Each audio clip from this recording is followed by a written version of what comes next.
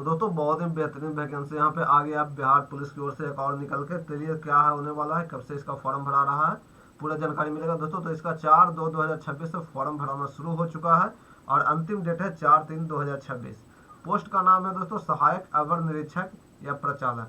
बोले तो assistant sub inspector की ये बहाली है, लेवल 5 की ये जॉब है और टोटल बहाली 462 है। ठीक है, तो चलते हैं इसका जो क्राइटेरिया क्या रखा गया, क्वालिफिकेशन वगैरह इसको देख लेते हैं। तो पहले तो आपको आवेदन करने के लिए भारत का नागरिक होना अनिवार्य है, चाहे आप किसी भी जेंडर से बिलोंग करते हैं, पुरुष हो, महिला हो या थर्ड जेंडर हो। आवेदन के लिए अभ्यर्थी को जो योग्यता चाहिए वो 1/8/2025 के 1/8/2025 तक किसी मान्यता प्राप्त विश्वविद्यालय से 50% अंकों के साथ बीएससी स्नातक किया हो। क्या हो? बीएससी स्नातक किया हो। या अनुसूचित जाति या अनुसूचित जनजाति के जो कैंडिडेट हैं उनको 45% मार्क्स होना चाहिए बीएससी में।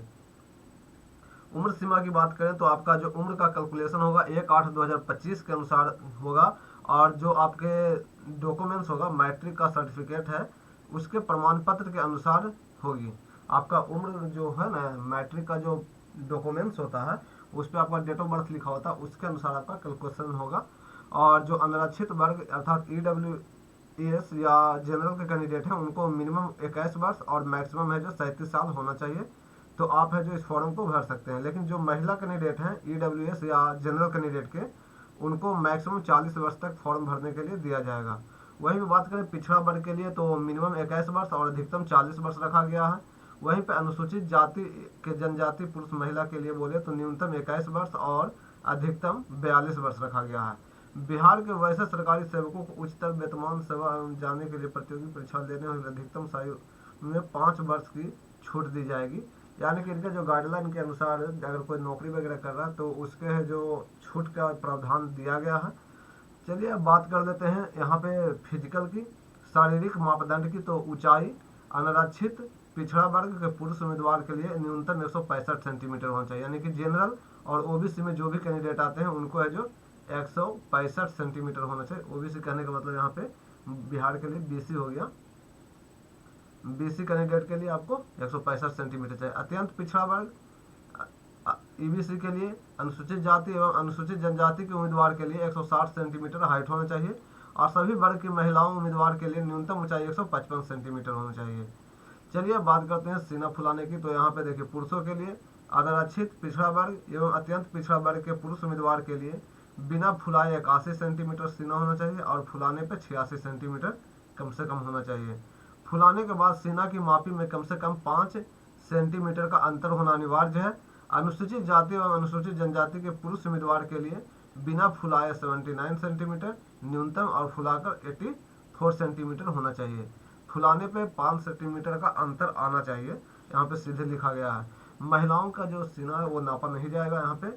और वजन की बात करें तो सभी वर्गों की महिलाओं उम्मीदवार के लिए न्यूनतम वजन 48 किलोग्राम होना चाहिए।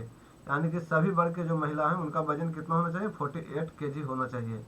वहीं पे बात करते हैं किन्नर, कोथी, हिजड़ा, ट्रांसजेंडर, थर्ड जेंडर के लिए सामाजिक न्याय के आधिकारिक मंत्रालय सरकार के गजट के अनुसार उभयलिंगी व्यक्ति को अधिनियम 2020 के कंडिका में निहित प्रावधान के आलोक के धारा 6 के अंतर्गत मजिस्ट्रेट 4 नियम निर्धारित पद्धति के अनुसार कार्रवाई करते हुए प्रपत्र 3 में पहचान पत्र जारी करेगा, जिससे ऐसे व्यक्ति के लिए लिंग अंकित होगा, तदनुसार उसकी श्रेणी का निर्धारण किया जाएगा।